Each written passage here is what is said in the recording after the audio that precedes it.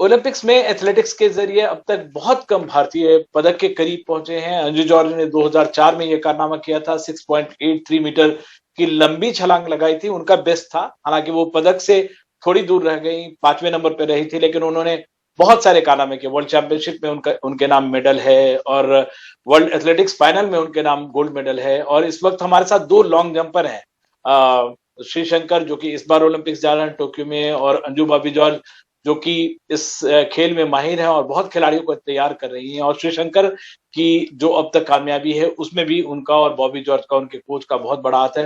अंजू, सबसे पहले तो आप लोगों ने श्रीशंकर को आपने देखा है, बॉबी ने इनको कहा है कि चैंपियन मटेरियल है इनको, कैसे रेट कर रही हैं श्रीशंकर को आप?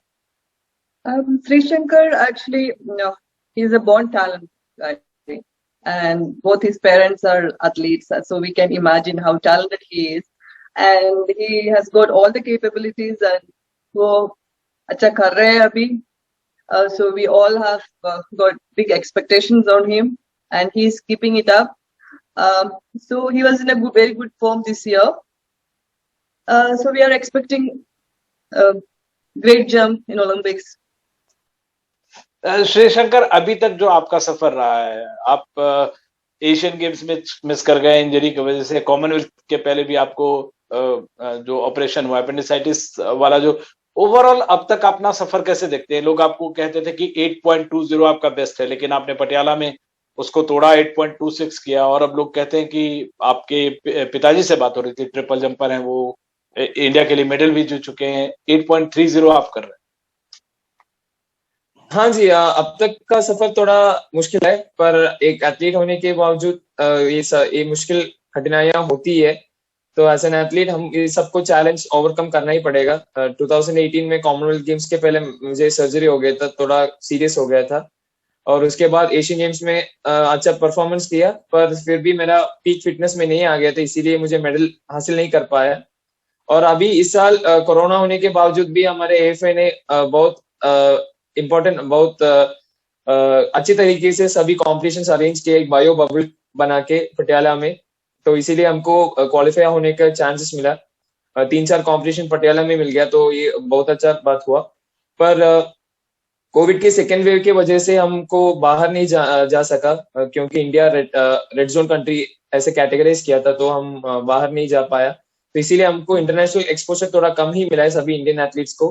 पर हमको इंटरनेशनल कंपटीशन नहीं मिलने की वजह से थोड़ा परेशानी होता है, पर हम ऐसे हमारे ट्रेनिंग मेथोडोलॉजी बदलकर हम इस कमी को पूरा कर पाएगा, और मुझे जरूर महसूस होता है कि मैं जरूर ओलंपिक में अच्छा कर पाऊंगा।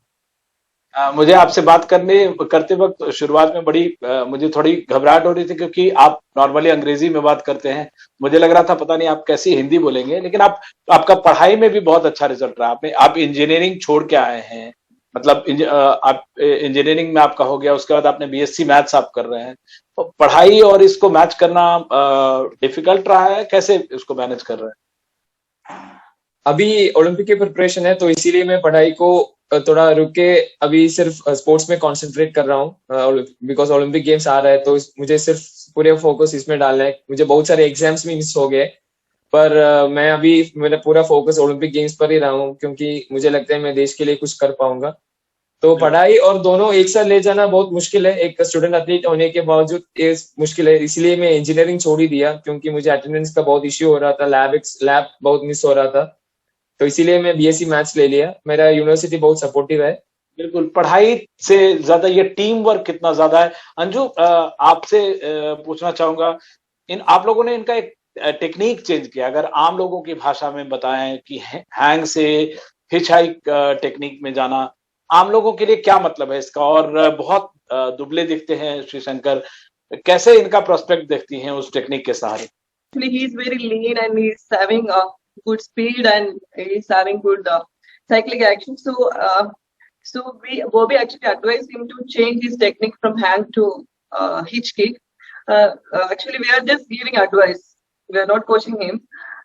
But actually, he's a quick learner, so he learned that technique very fast.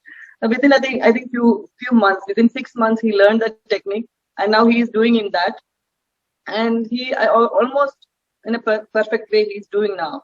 Anju, अगर आम लोगों की भाषा में पूछें तो हिच टेक्निक जो है उसमें हवा में साइकिलिंग आपको करनी पड़ती है, थोड़ा मिक्स्ड होता है। Hang is just a hang, like there's no action in between running and then hang. Hitch kick, actually it's 2.5 cyclic, like we have to do cyclic action 2.5. For girls normally it's 1.5, but boys actually they are going far above 8 meters, so it's going 2.5. It's almost a cyclic. There's no difference, but the technique we are doing in the air, so it's a little difficult, it's a little tricky because we need to learn the technique in the air. So normally athletes, jumpers they are quick learners, so we can learn very fast, and his IQ is level is very high, and that's why he is learning things very fast. Shrishankar, आप खुश हो रहे होंगे, अंजू जैसी world class jumper जो है, long jumper, वो आपके बारे में इतनी अच्छी बातें कह रही हैं। आपको जो नई टेक्निक के सहारे अब जा रहे हैं, फादर का हेल्प है, मदर 800 मीटर रनर रही हैं, ओवरऑल अंजू की भी फैमिली पूरी ऐसी रही है।